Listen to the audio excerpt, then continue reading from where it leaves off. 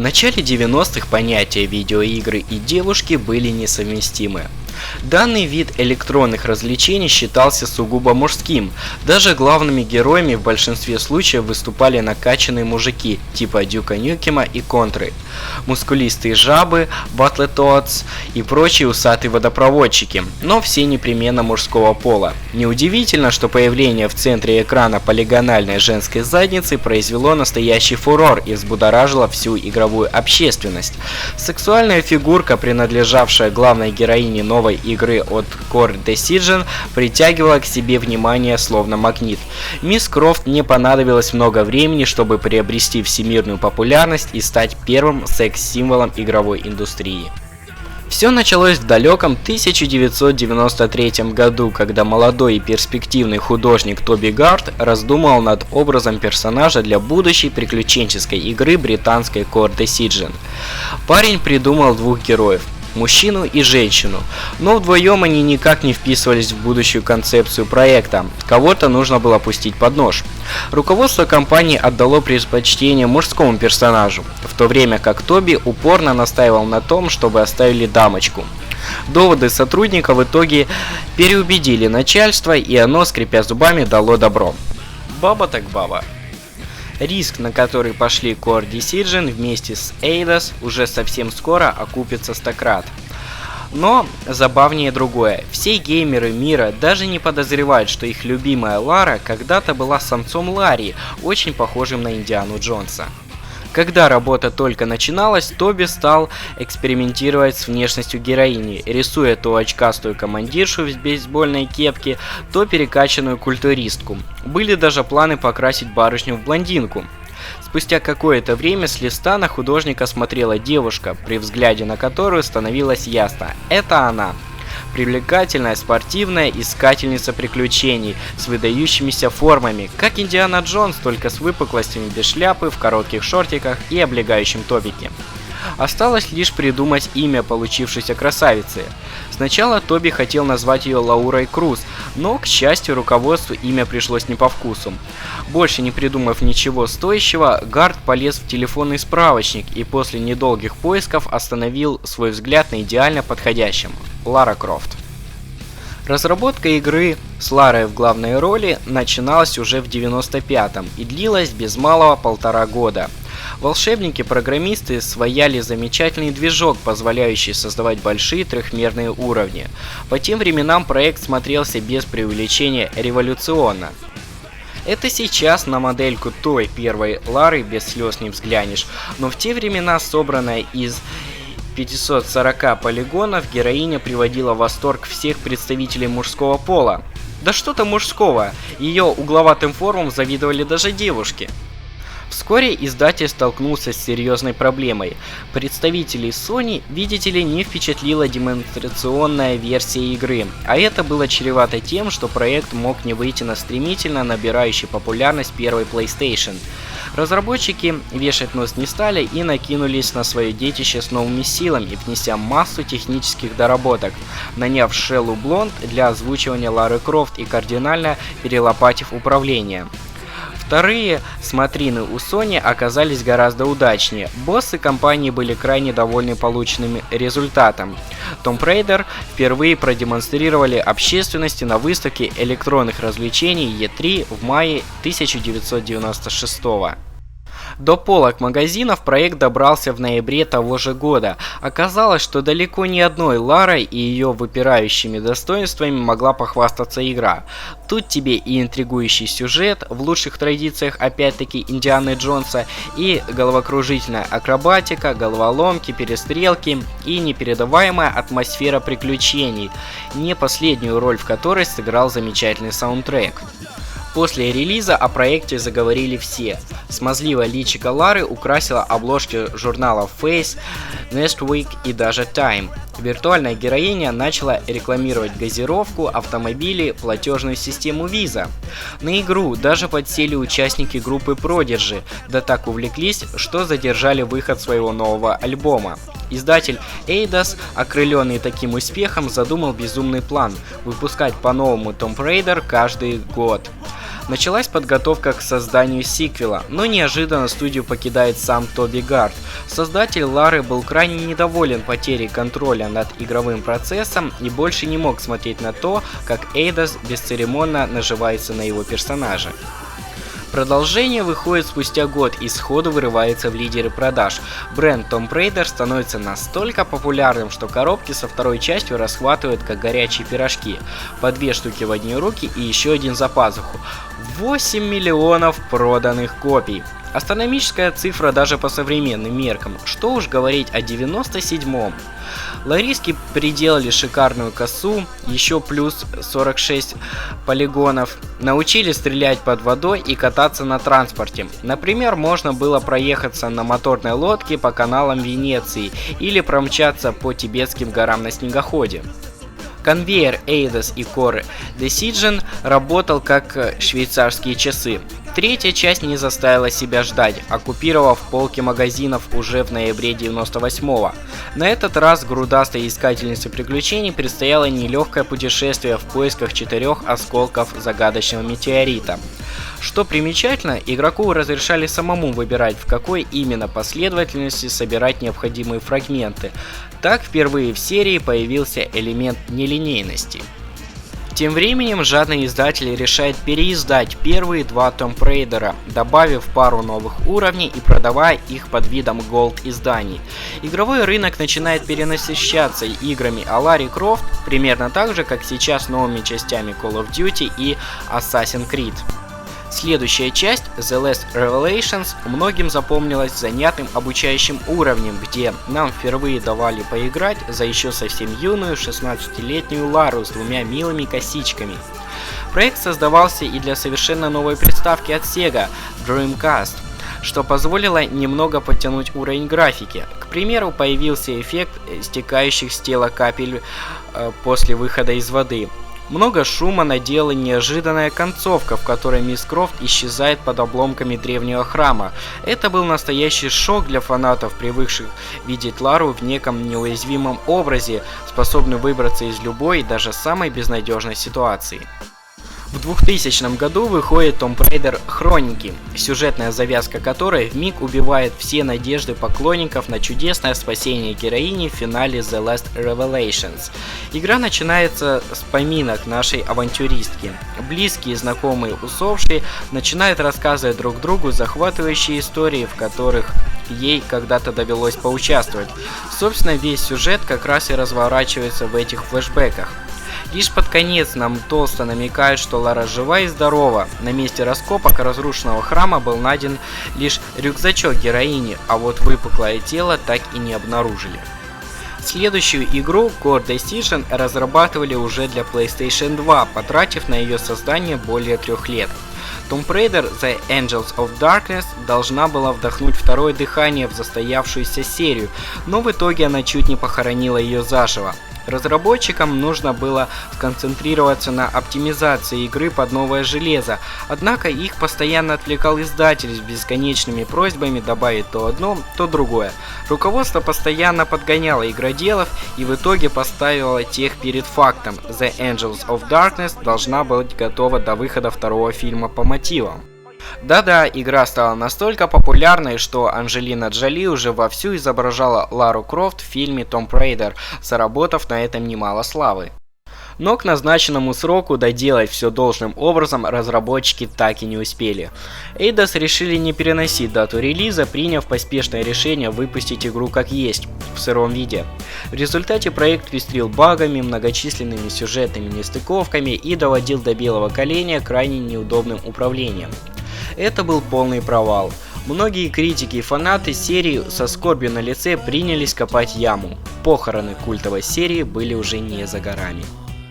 После настолько крупной неудачи Eidos немедленно отбирает у Core франшизу как игрушку маленького провинившегося ребенка. Отдать истерзанную Лару решают американская Crystal Dynamics с создателем Геха и Legacy of Kain. 3 долгих года новые родители корпели над своим чадом, пока в апреле 2006 мир не увидел великолепную Tomb Raider Legend. Игра претерпела ряд кардинальных изменений, став проще, красивее и динамичнее. У Лары также появилась магнитная кошка, с помощью которой героиня могла без труда преодолевать большие пропасти и провалы. Спустя год выходит ремейк оригинальной Tomb Raider, приуроченный к десятилетию серии. Так называемый Anniversary полностью повторял историю оригинала и манил фанатов до боли знакомыми, но при этом видоизмененными уровнями. Игра стала одним из лучших примеров того, как нужно оборачивать классику в современную упаковку. Кстати, к разработке Anniversary приложил руку сам Тоби Гард, взяв на себя привычную работу проектировщика. Начитавшись скандинавских мифов, в 2008 году разработчики выпускают Tomb Raider Underworld. На этот раз Лара колесит по всему миру в поисках обмундирования, с помощью которого, по легенде, можно поднять молот бога Тора. Уровни получились невероятно красивыми и обширными. Некоторые из них оказались настолько большими, что в помощь игроку выделяли брутальный черный мотоцикл. Двухколесный зверь отлично подходил для преодоления пропасти и решения некоторых головоломок. А еще им можно было давить незадачливых врагов. И вообще, Лара смотрелась на нем как богиня. Спустя 4 года Crystal Dynamics решили сделать полный перезапуск культовой серии Tomb Raider. А что из этого получилось, смотрим далее. Бывает, второй час топчешь брусчатку перед памятником, сжимая в руках букет чахлых гвоздик. И почем зря клянешь непунктуальную подругу? Ничего не поделаешь, девушки опаздывают на свидание. Но ведь исключительно ради тебя, чтобы после дополнительных танцев у зеркала выглядеть словно модель с обложки мужского журнала. И тебе, конечно, приятно, но ждать-то не легче. Правда, бывают и более веские основания для опозданий. Нога там у нее в капкан попала или пришлось отбиваться от стаи очумевших негодяев при помощи дробовика. Парочка таких отмазок нашлась и у Лары Крофт, ведь она шла навстречу с тобой долгих 4 года, но все-таки пришла. Потная, грязная, побитая и с вывихнутой ключицей. Ну как тут не влюбиться? То, что серия Tomb Raider начинает потихоньку стареть и покрываться плесенью, многим было понятно еще лет 5 назад. Экшен-платформер старой закалки в мире современного вау-фактора смотрелся как бабулька, которая пытается исполнить брейкданс. Особенно это бросалось в глаза на фоне новенького Uncharted, этакой эксклюзивной версии Tomb Raider для PS3 с расхитителем вместо расхитительницы, красивыми видами и большим количеством взорванных достопримечательностей. Создателям Uncharted, студии Naughty Dog, удалось сделать настоящий приключенческий боевик, по зрелищности не уступающий фильмам об Индиане Джонсе. По крайней мере, третья часть похождений Натана Дрейка давала в свое время фору любому конкуренту. А Лара тем временем все так же прыгала с одного уступа на другой и кормила свинцов вымирающих тигров из пистолетов с бесконечным боеприпасом. Нужно было срочно что-то менять, причем кардинально, а не только, как раньше, размер груди главной героини. Издатель Square Enix мудро решил, что пациентке следует подыскать новую замену, чем пытаться протиснуть ее в стремительно развивающийся мир игровой индустрии. Другими словами, необходимо было сделать полный перезапуск серии. Так, Tomb Raider начала активно двигаться в сторону Uncharted, которая, по иронии, когда-то зародилась как раз как клон Tomb Raider. Но ребятам из Crystal Dynamics удалось не то что выбрать правильные направления, они уделали коллег Naughty Dog по полной программе. Tomb Raider получилась куда более мрачным и зрелищным приключенческим боевиком. Игра не устает шокировать. То выбивает землю из твоих ног, то выкачивает воздух из легких, то отправляет табун мурашек по спине чеканя строевой шаг, а то и проделывает все это одновременно. Соответствует происходящему и новая старая главная героиня. Больше никакой пышногрудой и пухлопопой порноактрисы, способной во время двойного сальто с переворотом попасть макаке в пупок. Теперь Лара естественно и свежа, как утренняя роса. Впрочем, не огорчайся, размер груди героини особо не уменьшился, просто разработчики привели в соответствие реалиям другие области организма. Например, отказались от 20-сантиметровой талии. Параллельно развязывается история о том, как героиня превратилась из студентки-комсомолки в символ феминизма. Впервые попав под твое управление, она еще совсем юна и неопытна. 21 год как-никак, да и пистолет в руках прежде не держала. Ты на острове, полном шизанутых придурков, которые пытаются тебя убить. У тебя нет ни еды, ни воды, ни безлимитного интернета. Тебе придется выживать. С огоньком в глазах говорили разработчики в многочисленных предрелизных интервью. Но на самом деле нам достался шиш с маслом, а не выживанием. Да, на первых порах Ларке действительно придется туго. Оружия нет, а каждый неровно лежащий сук так и норовит проткнуть ей что-нибудь. Да так, что стрела в колени покажется безобидной зубочисткой. Но потом мы находим лук, пистолет, дробовик и понеслась. Лариса Терминаторовна Робинзон выходит на охоту, а выживать уже приходится неразумно оккупировавшим территорию злобным психопатам-культуристам. Кстати, другой элемент выживания – охота на животных, также в наличии только для сбора дополнительной экспы. Аппетит у мисс Крофт просыпается лишь один раз за всю игру, после чего бегающие по лесу зайчики и сахатики превращаются в беспощадно уничтожаемую дичь и причину нервоза у организаций по защите прав животных. Впрочем, Crystal Dynamics умело компенсирует сомнительное удовольствие побыть охотником куда более захватывающими занятиями и вещами. Например, лук, который сейчас новый суперовый тренд в играх, хотя, насколько я помню, как раз ранние ролики Tomb Raider и запустили эту моду, приносит больше кайфа при отстреле негодяев, чем при убийстве невинных зверушек. Оружие, кстати, всего 4 вида, не считая кирки, которая и залезть повыше поможет, и врагу дырку в организме нарисует. Небольшой размер арсенала вдоволь компенсируется его мощью. Каждый ствол начинаешь любить как любимую игрушку, особенно после 5-го апгрейда, а выстрел из дробовика в упор, превращающий голову злопыхателя в кровавое облако, и вовсе заставляет маленького садиста внутри тебя радостно хлопать в ладоши. Игра отныне не делится на уровни. В нашем распоряжении целый остров с лесами, горами и набережной. Быстро перемещаться между уже разведанными локациями можно благодаря новой системе Fast Travel. Присел у ближайшего костерка и телепортировался в любую часть острова. Тут же в лагере, не отходя от кассы, можно вложить очки опыта в изученные новые способности или сделать небольшой апгрейд оружия. Как следует поднаторев, наша симпатяшка может научиться изымать стрелы из убитых врагов и животных, проводить смертоносные контратаки, изготавливать стрелы с разрывными наконечниками и многое другое. Экспа сыпется на тебя рекой. Главное, бегай по округе и исследуй. Красота локаций не устает поражать. Ты поправляешь челюсть, съехавшую к пупку от очередного захватывающего вида а-ля кладбище кораблей или монастырь в горах, и думаешь, что больше тебя уже ничем не удивишь. А игра только разогревается, готовя для тебя еще более головокружительные панорамы, невероятные красоты и зубодробительные заскриптованные сценки. Да, дизайн уровней стал куда проще по сравнению с предыдущими частями, но на фоне того же линейного Uncharted левел-дизайн новой TR выглядит невероятно вольготно и свободно.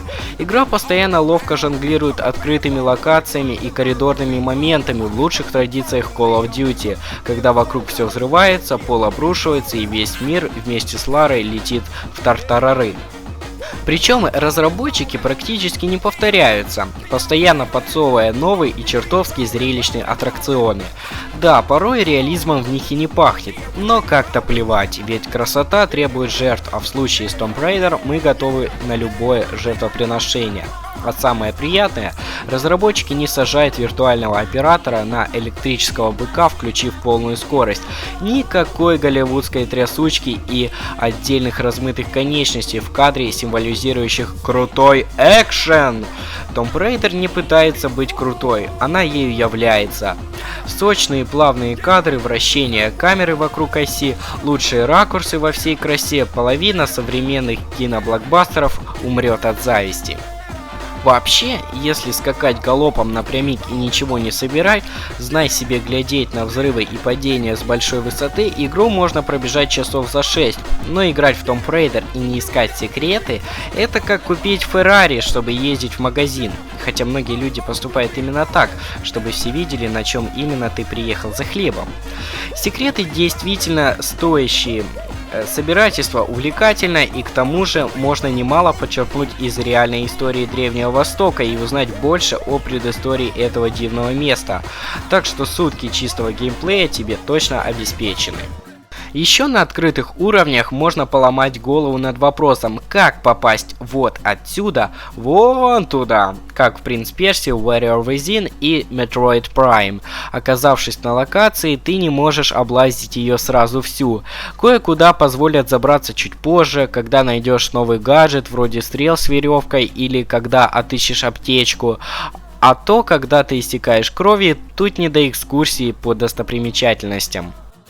За всю игру Лара убивает такое количество негодяев и переносит столько бед, травм, падений и других весьма жестких моментов, что в грядущей экранизации ее должен играть как минимум Джейсон Стэтхэм. А кто сказал, что искательница приключений всегда ходит на каблуках и вечернем платье, что даже после побега из разрушающегося храма она должна выглядеть словно только что 6 часов простояла у зеркала в окружении 3 стилистов, визажиста, парикмахера и тренера по моральной устойчивости. Вот в Tomb Raider правильная искательница приключений, вываленная в грязи, покрытая свежими шрамами и вообще орет от боли, когда попадает в волчий капкан или протыкается острым суком насквозь. Кстати, подобные брутальные сцены воспринимаются как что-то само собой разумеющееся в экшн-фильмах про больших накачанных чуваков.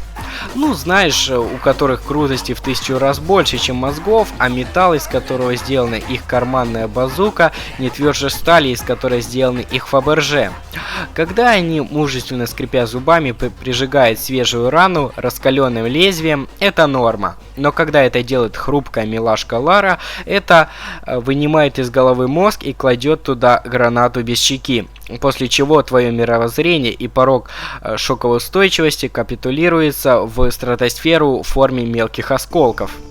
Создатель Beyond Two Souls Дэвид Кейдж недавно жаловался, что нет серьезных взрослых игр. Закрой рот, нытик. А вы, дорогие друзья, получите, распишитесь. В Tomb Raider все взрослее некуда.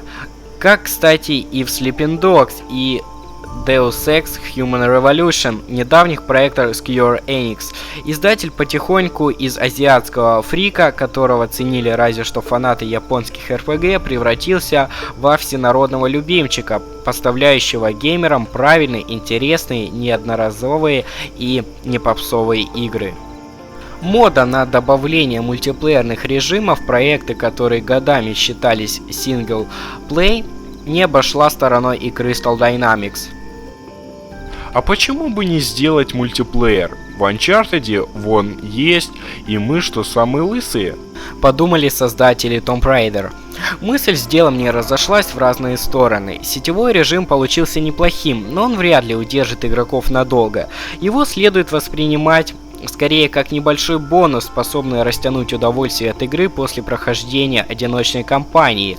Вроде бы и обычные перестрелки от третьего лица, но скалолазание, спуски по канатам и установка всевозможных ловушек делают свое грязное дело. На первых порах оторваться от мультиплеера сложно. Но можно.